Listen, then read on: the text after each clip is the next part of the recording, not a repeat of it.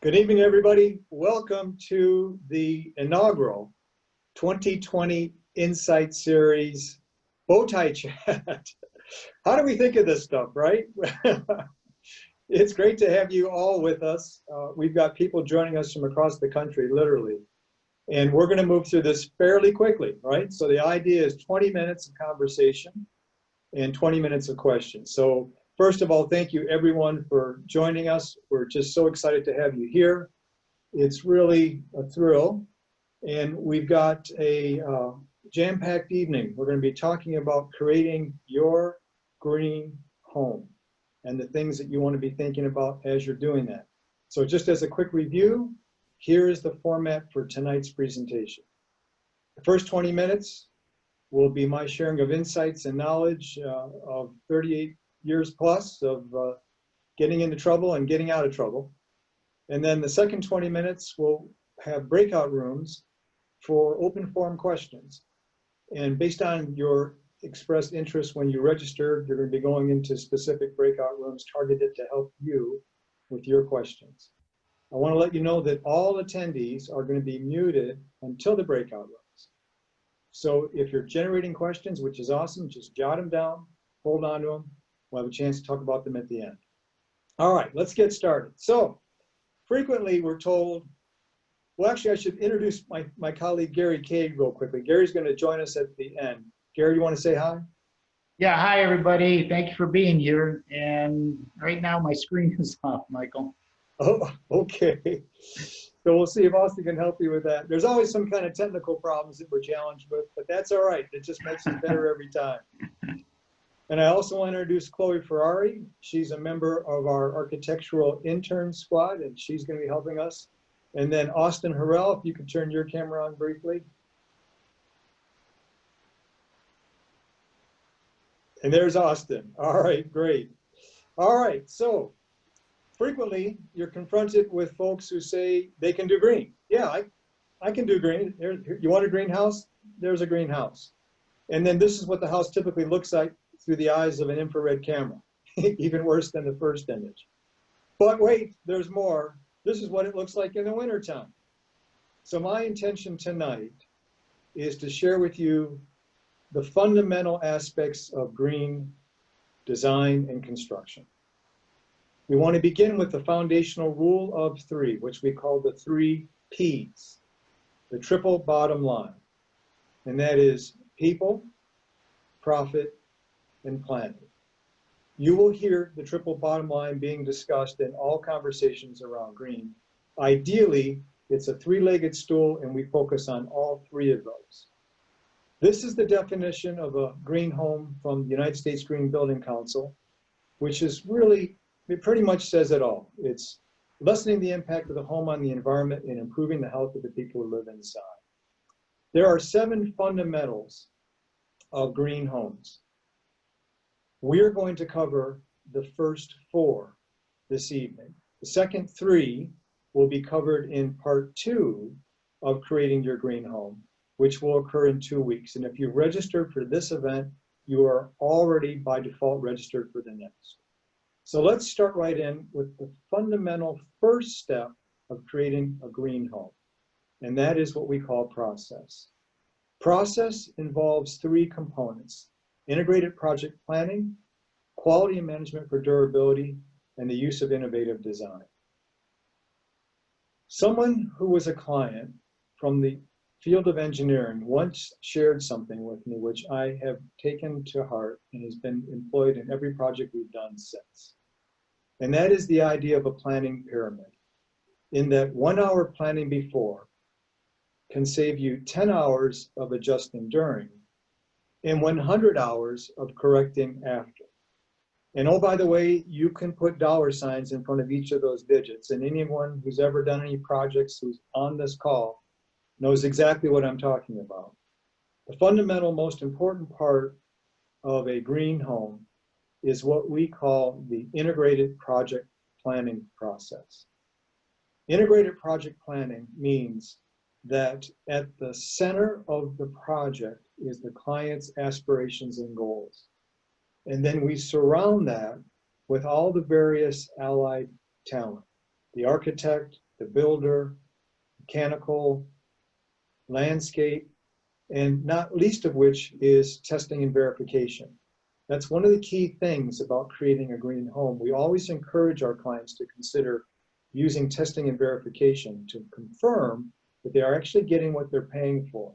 It's also going to give them that gold star, that certificate that says to the market and to the next potential homeowner, this is a certified home.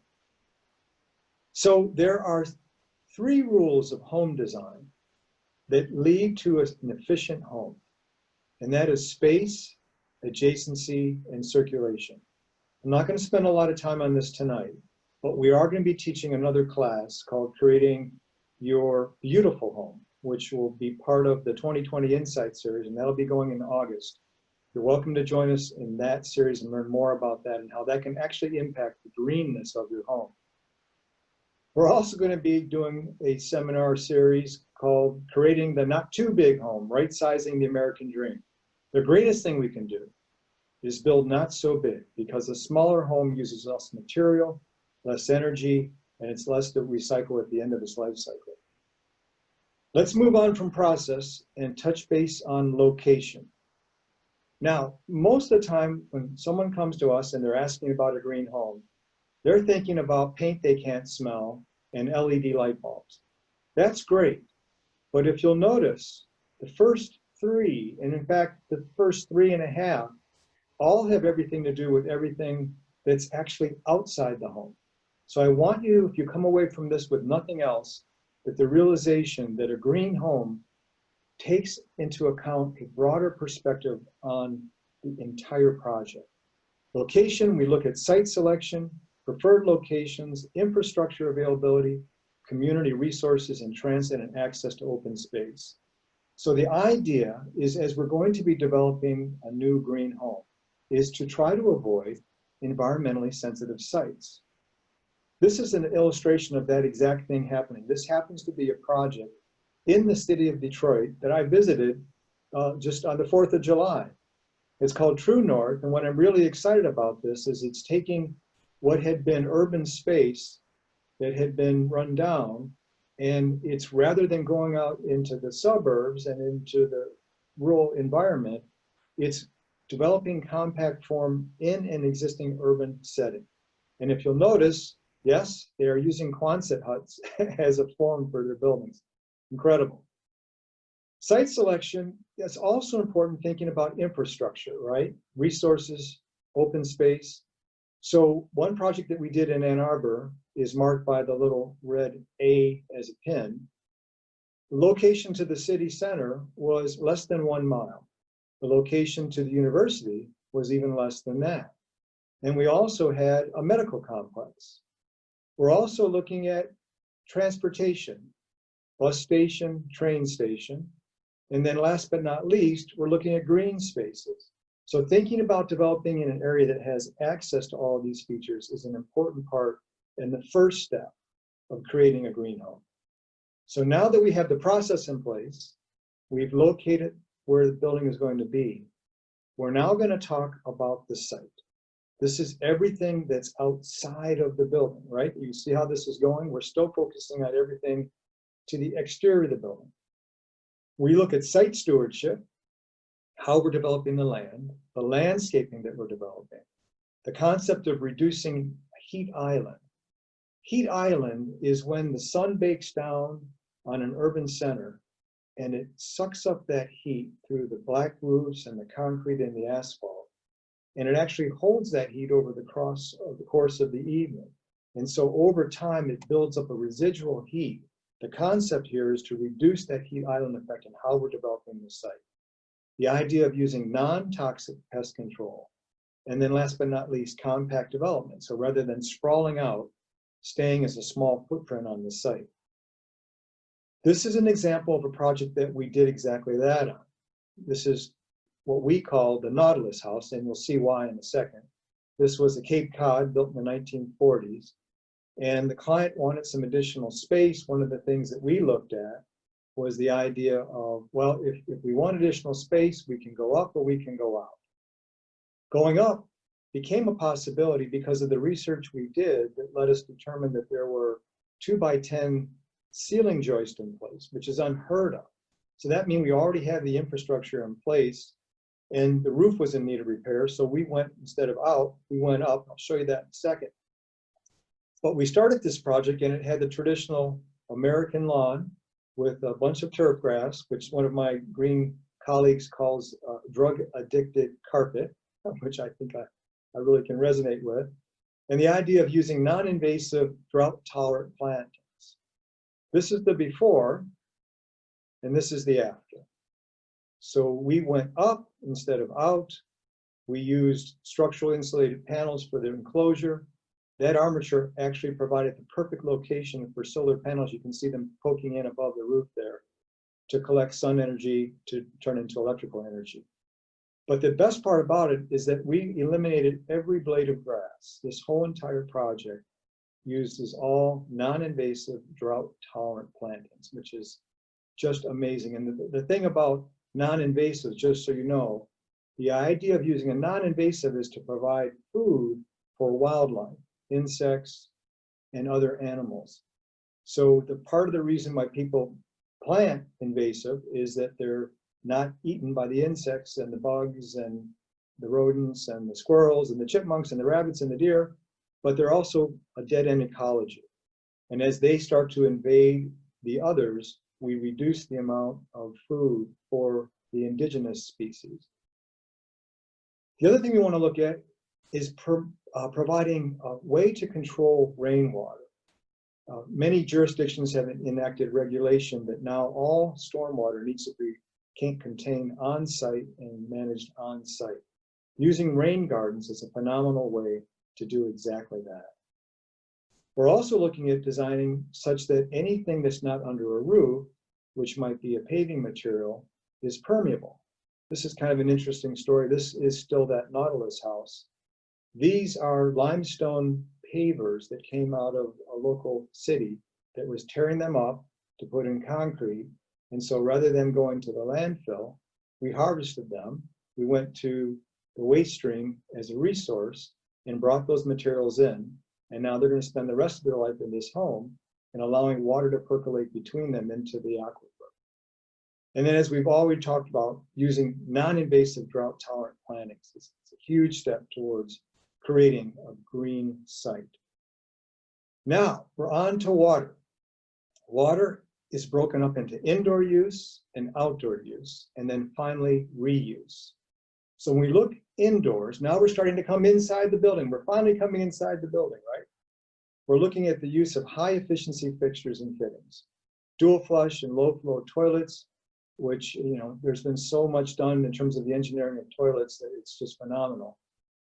Laboratories and showers. What's neat about these is they are now providing a water flow which rivals the performance of the old 3.5 gallon and 5 gallon flow rates. So you're getting the same experience, but you're reducing the amount of water.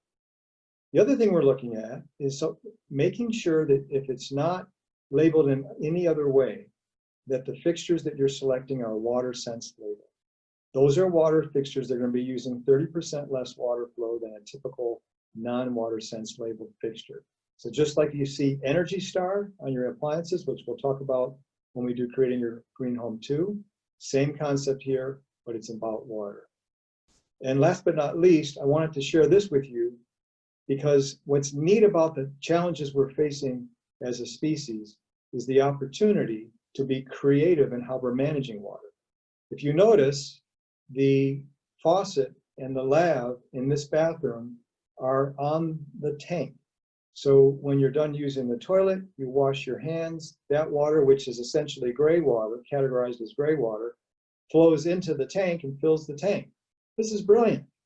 I remember sharing this with my grandkids, and they lobbied my daughter and son-in-law, and now they're the only house in town where you wash your hands in the toilet, and they're thrilled to share with that for their friends.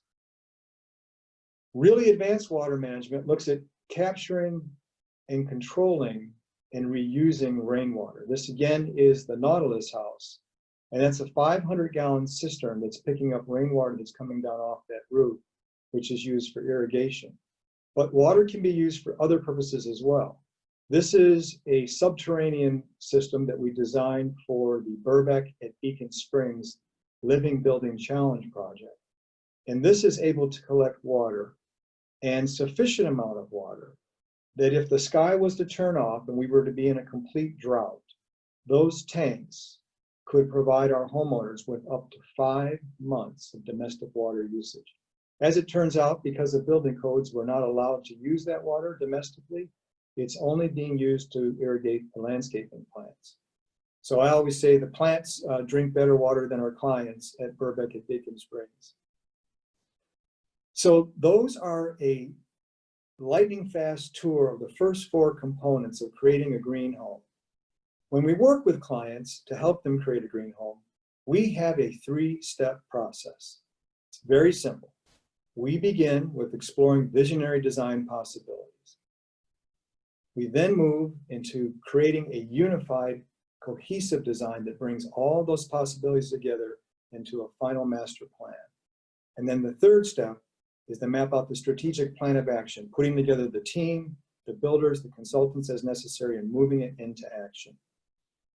When you talk about a green home, we're talking about a home that has no utility bills. That might surprise you, but actually it's possible.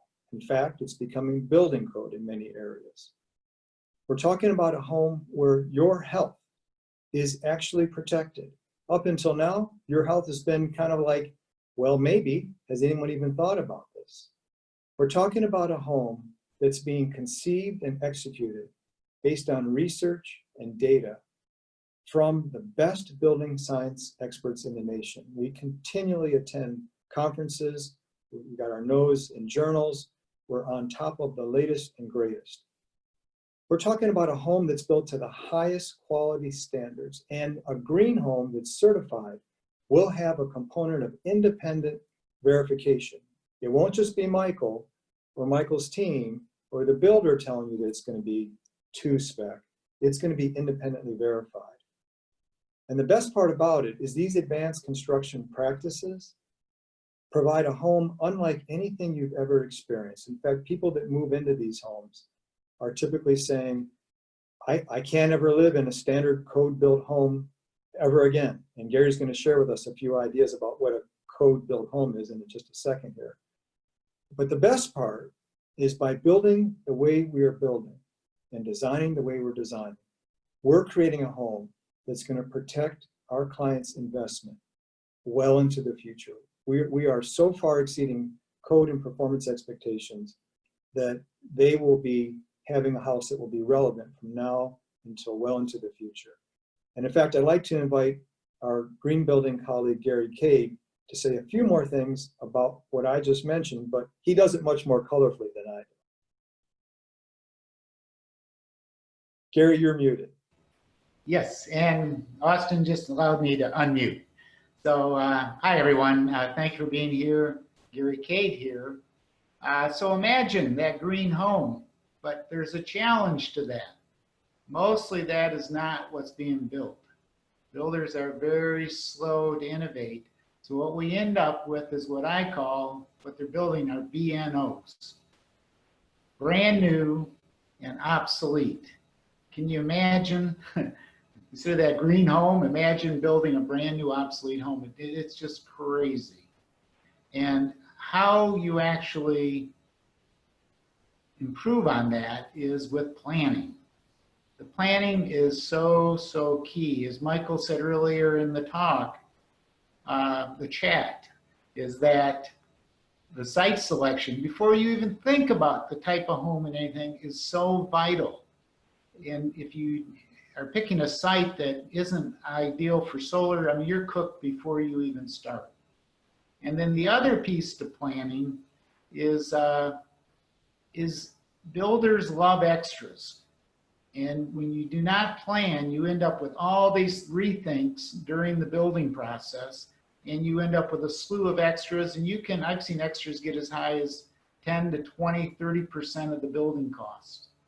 So the key to all this is planning. And we're going to go into our question and answer period here shortly. and answer any questions that you have. And then at the end of the 20-minute question and answer, if you would actually like to start that planning, I encourage you to start early, even before, you know, property. The AR team can advise you on that and really get you started on the right foot. After the Q&A session, you can stay on and we can actually schedule a time for you to actually chat with Michael live on Zoom. All right, and there's 20 minutes. This is kind of like 60 minutes. All right, so 20 minutes, Wow. and now we're going to break into the breakout groups. Thank you, Gary. You're welcome, Michael. Thank you.